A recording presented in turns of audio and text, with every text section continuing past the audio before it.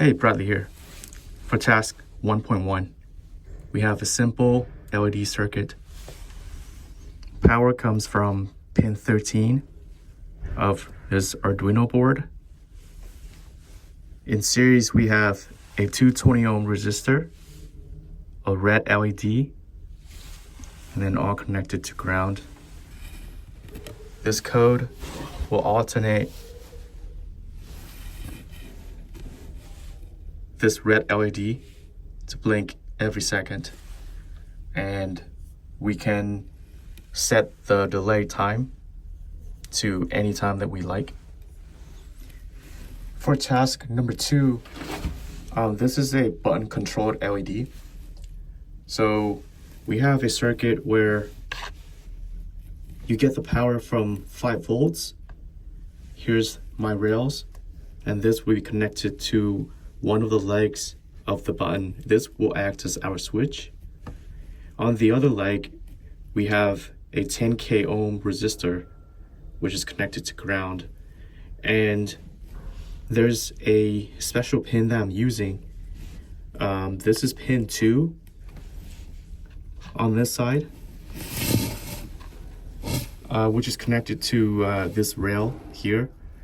And I interject this node right here to read the output.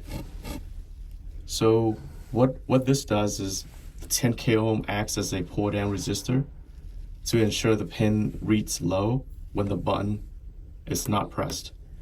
And without this resistor, the input would be floating, so it could give unpredictable results.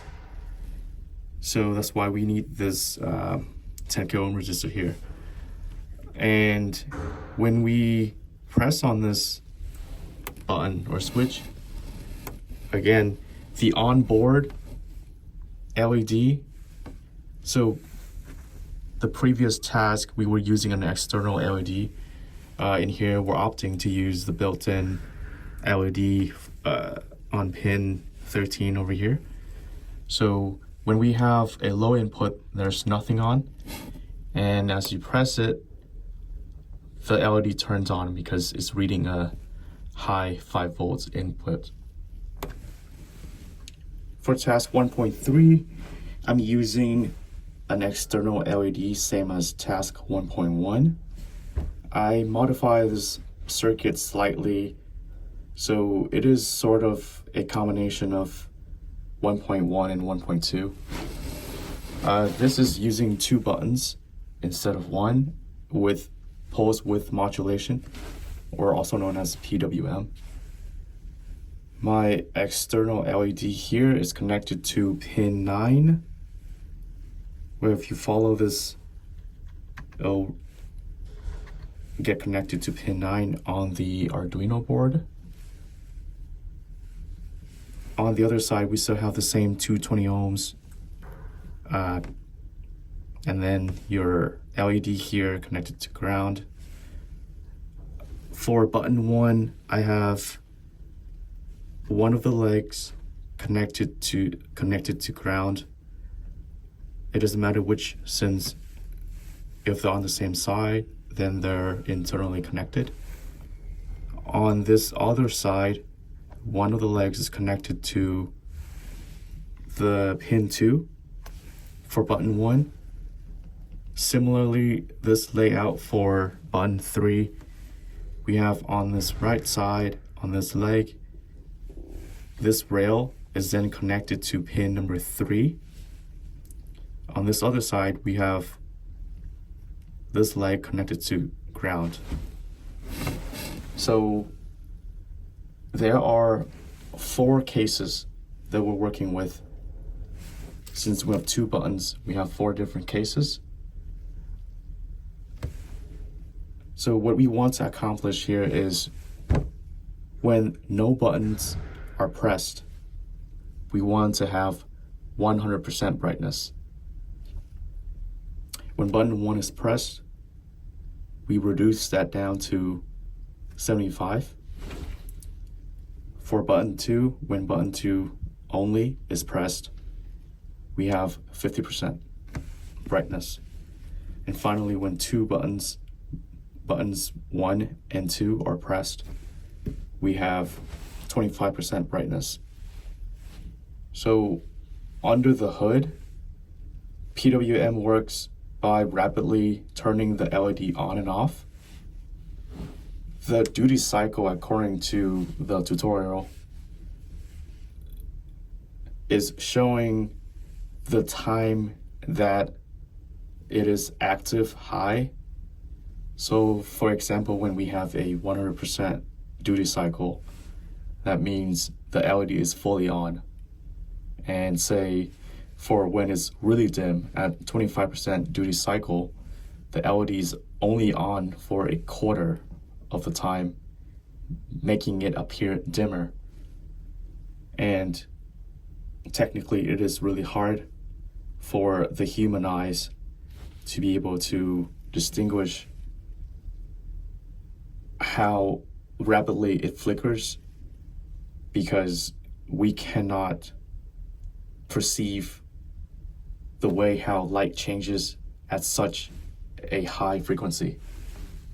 So for most people, we would just see it as a dimmer version. As you go down or up based on the 4 cases that we have. So to demonstrate, we have no buttons pressed. This is a 100% duty cycle. When we press button 1, we perceive it to be a little bit dimmer. Button 2. Again, in person, it is barely noticeable. So on camera, it is really hard to distinguish between, say, 75 and 50. But for sure, it is more noticeable when 2 buttons are pressed. I can for sure see that 50 and 75, there's a difference. But from your end, it may not be so obvious.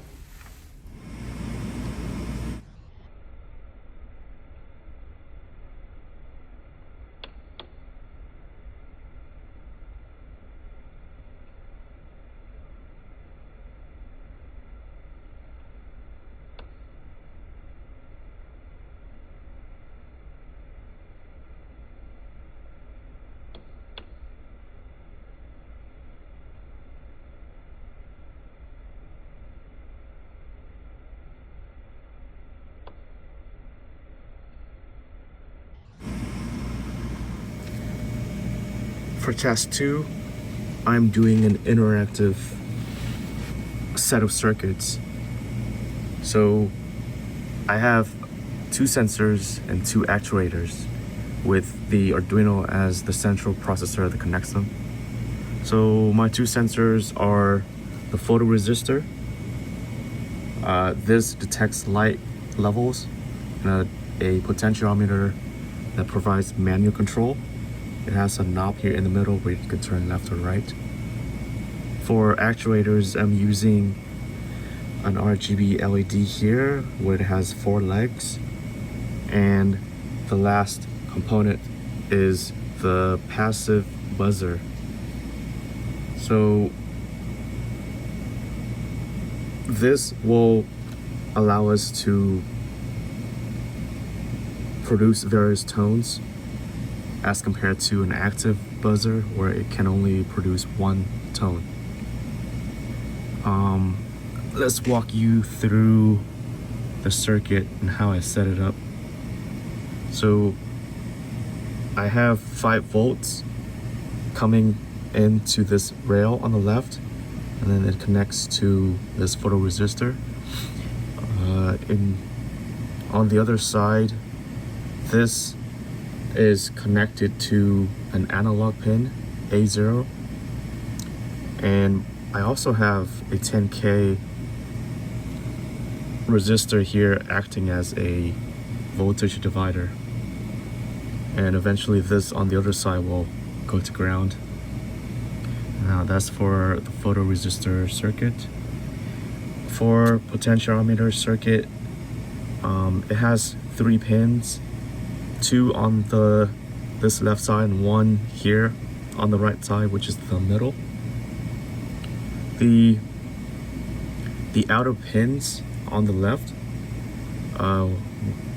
one is connected to 5 volts and the other one is to ground. And on the middle pin, we have this to be connected to the other analog pin on the Arduino A1 here for input. As for the RGB LED, I've connected the common cathode to ground, which is the longest leg. It is the second leg from the flat side. So from here you have flat side, the common cathode. The one on the left is for red color.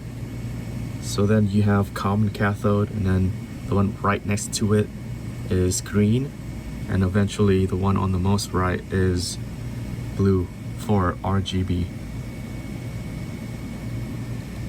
On this other end, for R, G, and B, I have 220 ohm for each, which in turns, respectively, they will connect to the digital side of the Arduino board here, which has PWM.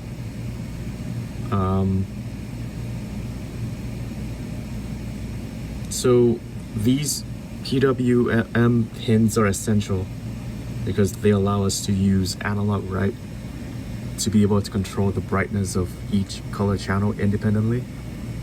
So in order for us to create a full spectrum of colors. As for the passive buzzer circuit, it is the most simple. We have the negative terminal connected to ground. On the positive terminal, we connect that to one of the digital PWM capable pins, pin 8. So again, we wanted to go with the passive buzzer instead of active buzzer, because this will be able to produce various tones based on the frequencies that are generated when we use the tone function. So for my implementation for task 2 here, photoresistor controls the RGB LED color. So as the light level changes, the color will shift from red in complete darkness to blue in very bright light. And the potentiometer controls the buzzer frequency. It will change the pitch as we turn the knob that will vary the frequency as well as the voltage.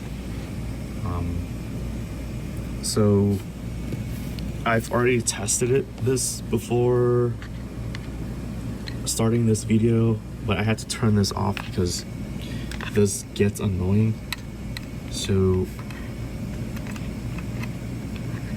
forgive me with the one-handed operation.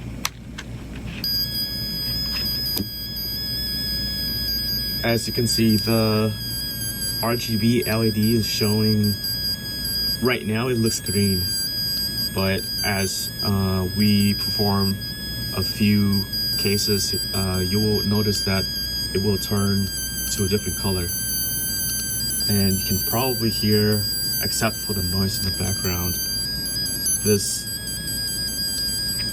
passive buzzer is making a humming noise.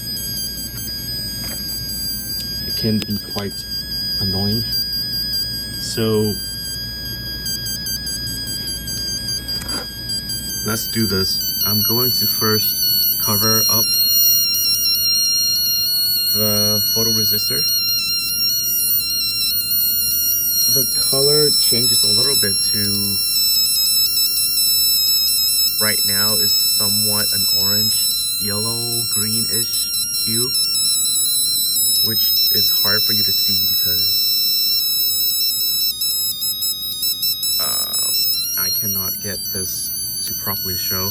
But if I uncover this, you will see that it will turn back to green. Blue is for very bright light. So what I can also do is, on my other phone, I can go to my flashlight function and switch between the various stages of light intensity. So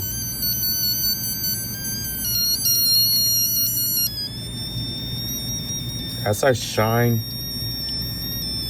the light at the photosensor, you can somewhat tell that it changes from green to somewhat of a mixture of yellow and orange. If we actually cover this up, then it will be red. And like I said, if you have really bright light like from the sun, you may be able to see that this turns to a blue hue. Not only that, you can probably also hear how this changes the buzz. So when I turn the knob on the potentiometer,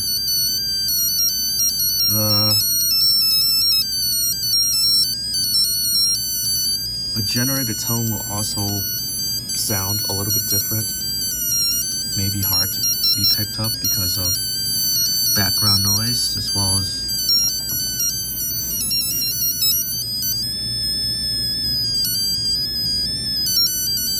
yep.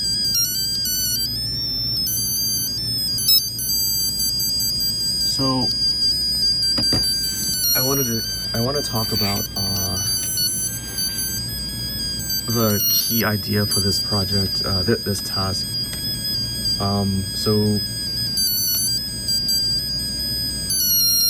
we wanted to use analogRead function to convert analog sensor values to digital numbers. So that set of range is between 0 and 1023. And using the math function to convert these ranges to appropriate values for the actuators. So for the RGB LED, we're using analogWrite function with PWM to control the brightness of each color channel. And the values, they range between 0 and 255 is the common values between dark black and bright white. And as for the buzzer, we're using the tone function with the frequencies mapped between 100 Hertz and 2000 Hertz.